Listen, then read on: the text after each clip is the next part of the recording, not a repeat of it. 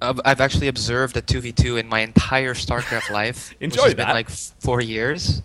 Like I have played 2v2s, but I've never actually observed a 2v2, so I really don't know what to expect. But anything could happen here, and it's really exciting to see what these guys are going to come up with. Looks like, it's not. Are they?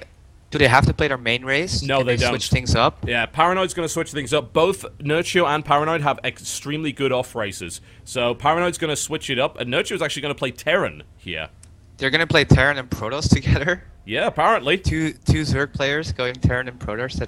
That's they must have something special planned because, as far as I know, this is a little bit of outdated knowledge. Terran and Protoss is not a very strong 2v2 matchup, but Yeah.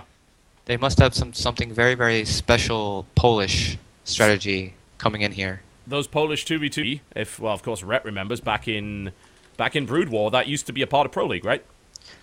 Yeah, it used to be a big thing a few years ago. People, like the worst 1v1 players, would actually be put in the 2v2 spot Yeah. and practice that almost exclusively.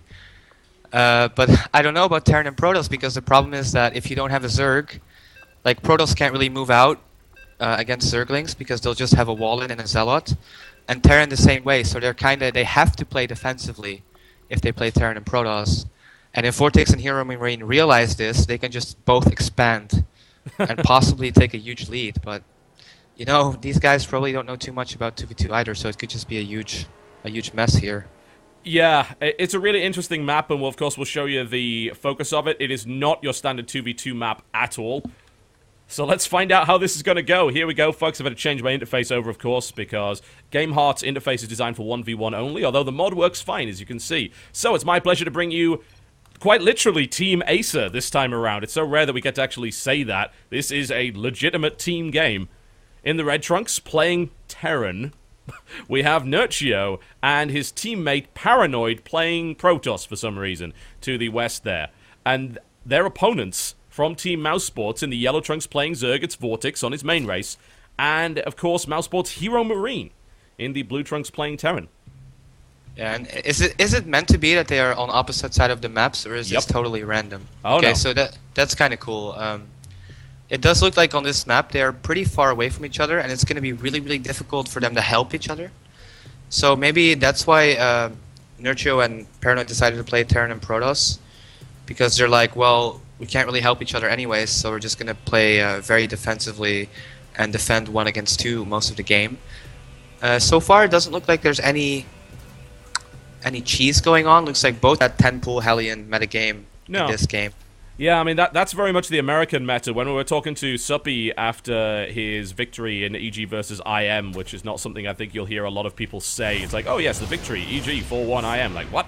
But it did happen, and apparently Suppy and Xenocide have practiced the American 2v2 meta with top 2v2 players all week, which is why they went for 10-pool Hellion. I don't know what the European meta is for 2v2. I don't think many people do. I think that the American server is pretty much the only server where 2v2 is taken somewhat seriously. Uh-huh.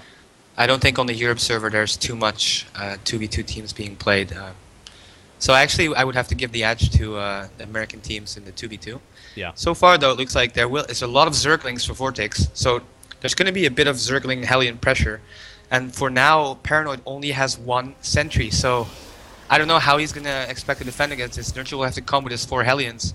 But still, this is looking really, really scary for Paranoid. Yep, the Hellions are on the way here, and they will help, but the question is, can Paranoid keep the Zerglings out of his base until that happens? And a force field goes down, a couple of Lings get brought in. The Hellion reinforcements are coming around here for Nurture to try and back this up. Hero Marine and Vortex desperately trying to break the front of the Protoss player, but the reinforcing Hellions are coming from the back. And an excellent shot there by Nurture. Can he get another one? Reinforcements coming in as well. He's going to eliminate all of the Lings and do significant damage to the Hellions here as well. And Paranoid, for the moment, is holding this. Yeah, and Nurture really showing off his excellent Hellion micro. It's almost Indeed. like and there he's actually going Ooh. to lose a lot of them. And more and more Hellions streaming in from Hero Marine. And actually Hero Marine's getting a Banshee, and there's pretty much no anti-air whatsoever for Nurture. He did go for 2 factory Hellions. But surprisingly enough, Paranoid did hold this off, and now he's getting up to 3 gateways and a Stargate. Nice play by Paranoid. I gotta give him credit for that. Not only does he hold it, but of course he says to Nurchio, hey, you know, we've got to bring me reinforcements, and he was able to do so. Bring the Hellions around the back and do significant damage. Now Hero Marine and Vortex are trying to hold the center here. Of course, a very important thing to do. Collapsing those rock towers is very possible. They only have 500 hit points. In fact, it could even happen accidentally through splash damage. So that's something to keep an eye on here. But Hero Marine wants that area held down, and Nurchio is happy to let him do that for the time being. Blue Flame is now done, and of course we have Banshees on the way for Hero Marine.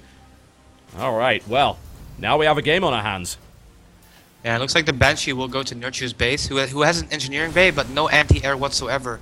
So if he does not make a turret right now, he's going to be in a huge amount of trouble. And Paranoid is actually getting an Oracle, so he will be able to provide vision.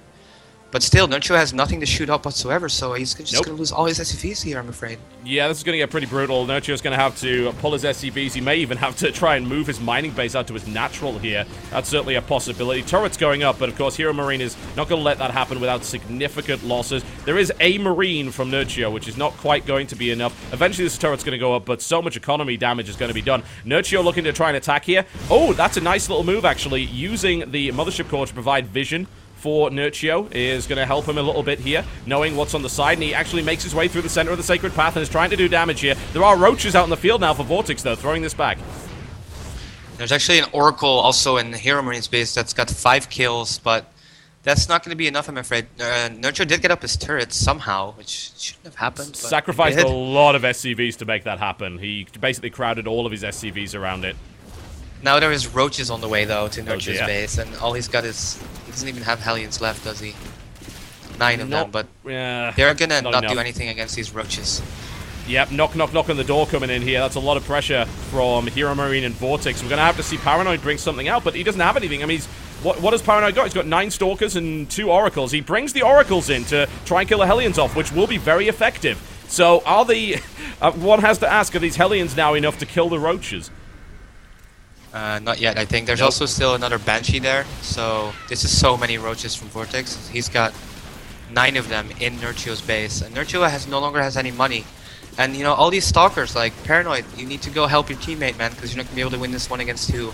No. But I think he's going to be way too late, and yep, I kind of get the feeling that these guys don't play 2v2 very much. Apparently not. Well, Paranoid didn't, as you said, didn't really do much with those Stalkers. He's now moving across the map. So he's thinking, okay, well, I'm going to sacrifice my teammate and then try and win it myself.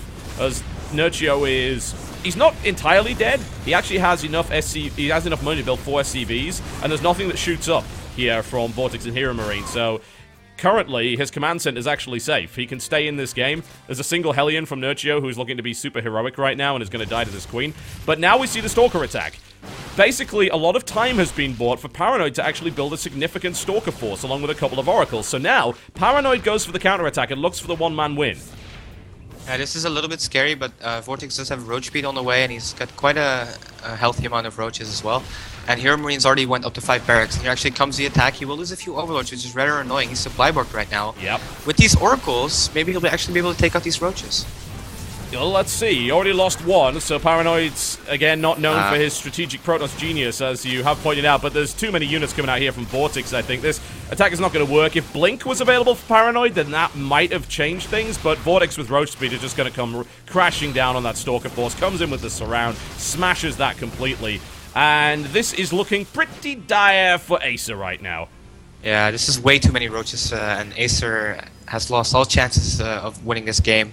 Hero Marine with a massive Marine Marauder Medivac army now looking to kill Paranoid, and that's GG. It is that indeed. Was 2v2. What did you think about that? Yeah. That was really weird, honestly, because like you said before, Paranoid basically let Nurchio die, and theoretically you want to fight as one, right? And that just did not happen. And as a result, Nurchio dies, an attempted counterattack there, but again, I think with Blink, it would have been a different story entirely. But Paranoid didn't build it. He was not even researching it. So I'd say 15, 17 Blink Stalkers and a couple of Oracles probably kills Vortex with good control. But in that position, without Blink, no way. I'm not really sure what he's planning on doing there. Yeah, I also think Nurchio showed that he doesn't really play 2v2 that much, because Hellion Banshee is pretty common in 2v2, and he didn't really have any anti-air. to defend that first Banshee. And I also feel like it showcased that having a Zerg player is very, very strong in 2v2 because of the mobility. Like as a Zerg, you're with Speedlings, you're in a much better position to help your ally than as a Protoss with Stalkers and Zealots, or a Terran with just Marines or Hellions. So yeah, I think for so. future Clan Wars, we should see more Zerg based teams. Certainly on that map, anyway. If we decide to change things up and throw a different 2v2 map in there, we might see a bit of a different meta. But we're obviously giving the game time to develop the meta and this tournament to develop its own metagame. I would expect all the Zerg players, particularly on Sacred Path, you saw how important it was to hold the center area because it pretty much gives you information of what's coming. With Overlords, you can do that very easily. What I would like to see in future events is someone just saying, you know what, we're going to collapse these rocks. We have no intention of letting you through here. Because those rock towers only have 500 hit points. You can take them out quite quickly.